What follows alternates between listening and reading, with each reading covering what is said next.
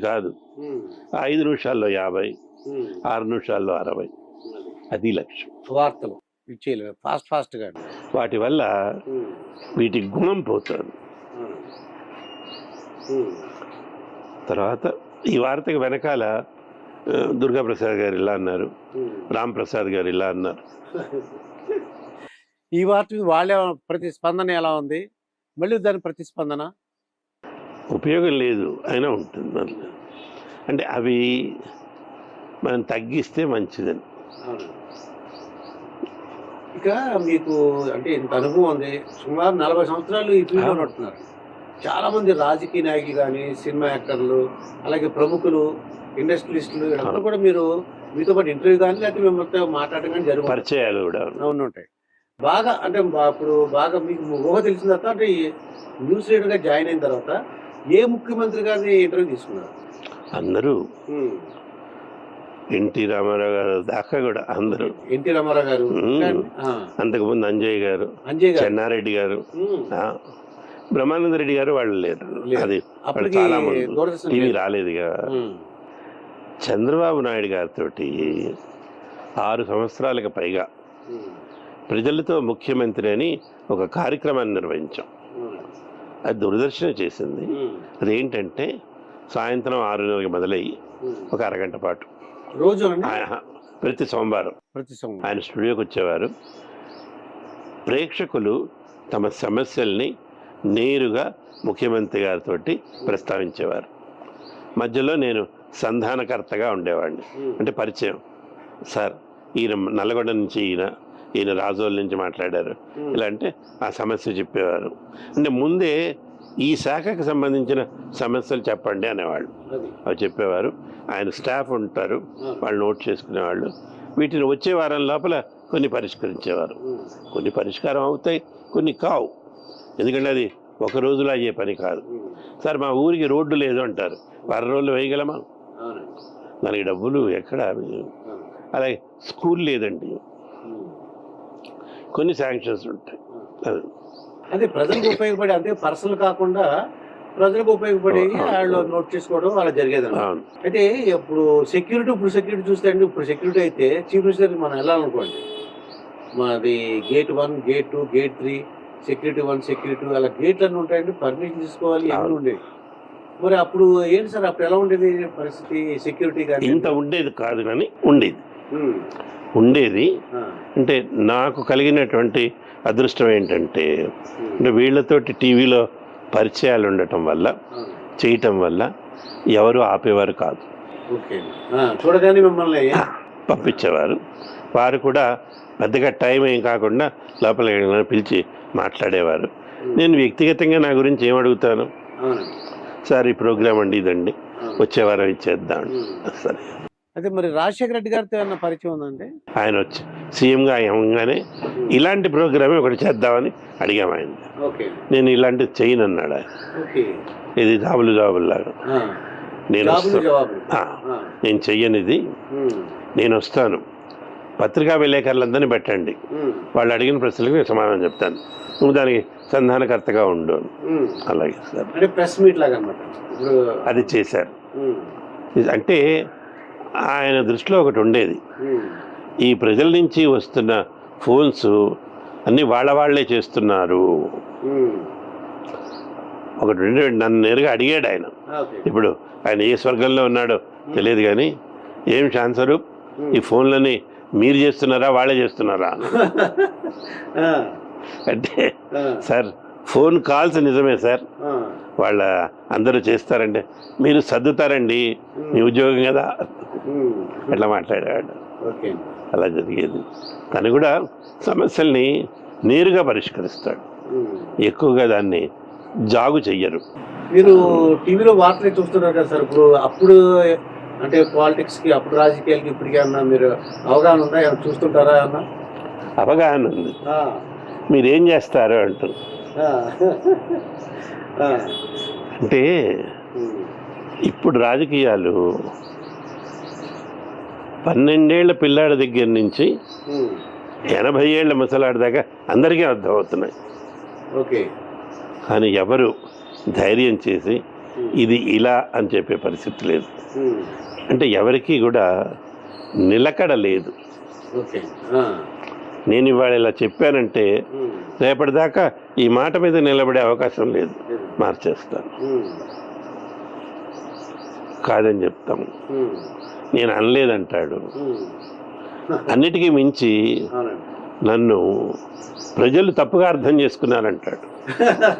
ఇది గొప్ప విషయం అండి. ఇది ప్రజలే తప్పుగా అర్థం చేసుకున్నారు. నేను అలా అనలేదు, నేను అన్నది వేరు, వాళ్ళు అర్థం చేసుకునేది వేరు.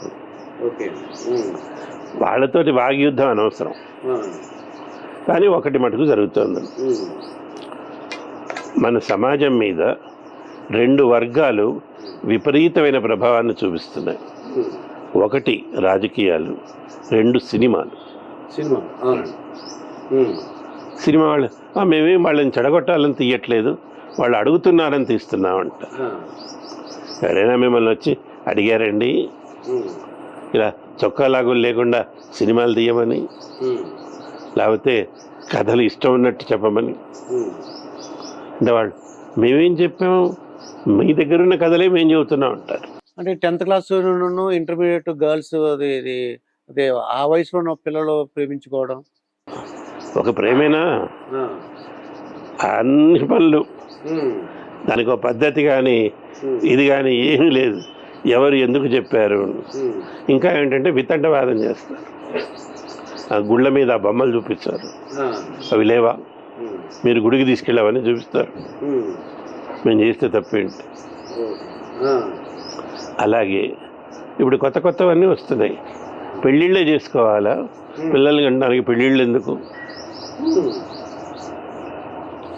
నేను ఎవరి తప్పుపడట్లేదు, ఎవరి స్వేచ్ఛ వాళ్ళకు ఉంది.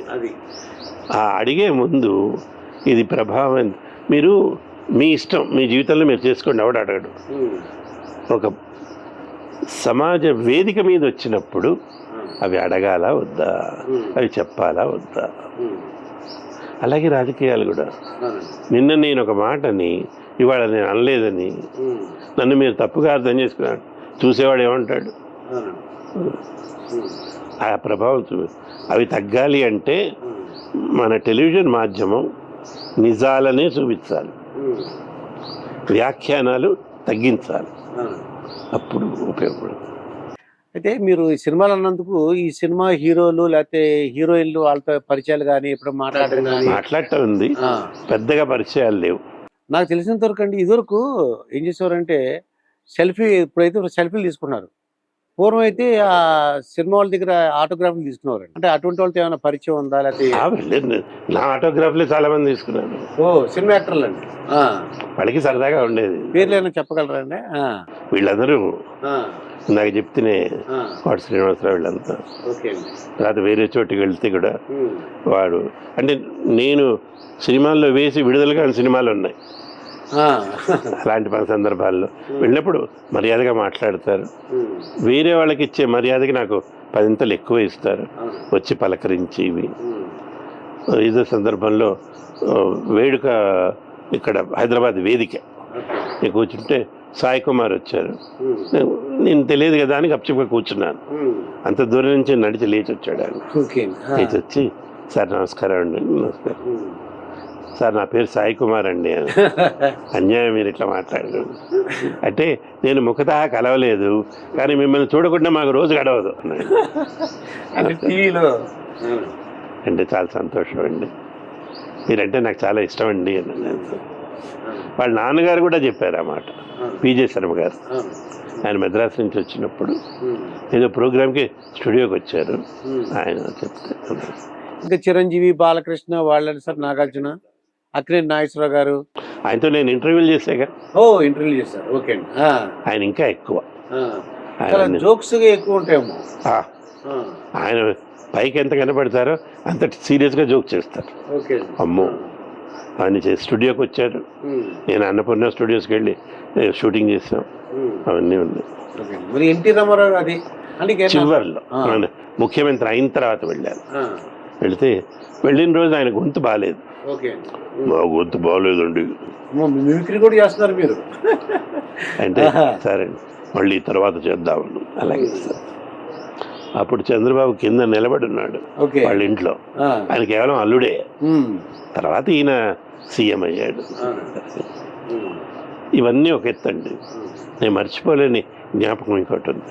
కేసీ అబ్రాహిం గారని గవర్నర్ గారు ఉండేవారు ఆంధ్రప్రదేశ్కి. ఆయన పెద్ద ఆయన, 80 ఏళ్ళ పైన ఉంటాయి. టీచర్గా పనిచేశారు ఆయన. ఇక్కడ గవర్నర్ అయ్యారు. ఆయన రోజు వార్తలు వినేవాడు. మలయాళి, ఆయనకి తెలుగు రాదు, కానీ వార్తలు వినేవాడు. అంటే చూసిన దాన్ని బట్టి అర్థం అవుతుంది. చూసిన దాన్ని బట్టి కొద్దిగా అర్థం చేసుకో. ఆయన తన 5 ఏళ్ల పదవీ కాలం అయిపోయిన తర్వాత ఇక వెళ్ళిపోబోతూ సందేశాన్ని రికార్డ్ చేస్తామని అడిగారు. ఓకే. రమ్మన్నారు. చెయ్యబోతూ మా ఆఫీస్ వాళ్ళకి మెసేజ్ పంపించాడు ఆయన. ఆ పిల్లాడిని పిలవండి, నేను కలవాలి అతన్ని అని. మా డైరెక్టర్ గారు భయపడిపోయారు. నువ్వేం తప్పు మాట్లాడావు, ఏమైనా చెడుగా ఉందేమో. గవర్నర్ గారు పిలిచారు. సార్ నేనేం మాట్లాడతానండి. సరే మర్నాడు వెళ్ళామండి. వెళ్తే నేను వస్తున్నానని ముందే చెప్పారు. ఆయన అక్కడ వాళ్ళ స్టాఫ్కి చెప్పారు, కూర్చోబెట్టారు. ఆయన మేడ మీద నుంచి దిగాలి. మెల్లిగా దిగి వచ్చారు. పెద్ద ఆయన నడవలేరు. దిగి వచ్చి రాగానే మొదటి ప్రశ్న, ఆ అబ్బాయి వచ్చాడా? Has that boy come? వచ్చేసారు. పదాలు తెలియని పెదవులకు అమృత వాక్యం అమ్మ. సంతానలేమి సమస్యతో బాధపడుతున్న ప్రతి స్త్రీమూర్తి బాధను మేము అర్థం చేసుకోగలం. 49 వరల్డ్ బెస్ట్ ఎంబ్రియాలజీ ల్యాబ్ మరియు జిల్ట్రిక్స్ అలారం సిస్టాన్ని మొట్టమొదటిసారిగా ఏపీ మరియు తెలంగాణలో ఈ నెల 9న ప్రముఖ సినీ నటి స్నేహ, స్పెయిన్ దేశానికి చెందిన international senior embryologist Javier Herrera గారు ప్రారంభించారు. ఈ శుభతరుణంలో రక్త పరీక్షలు, AMH test, RBS, semen analysis, ultrasound scan, follicle scan ఈ నెల 31 వరకు ఉచితంగా అందిస్తుంది. 49 49 అంటే సంతానం, 49 అంటే సంతోషం.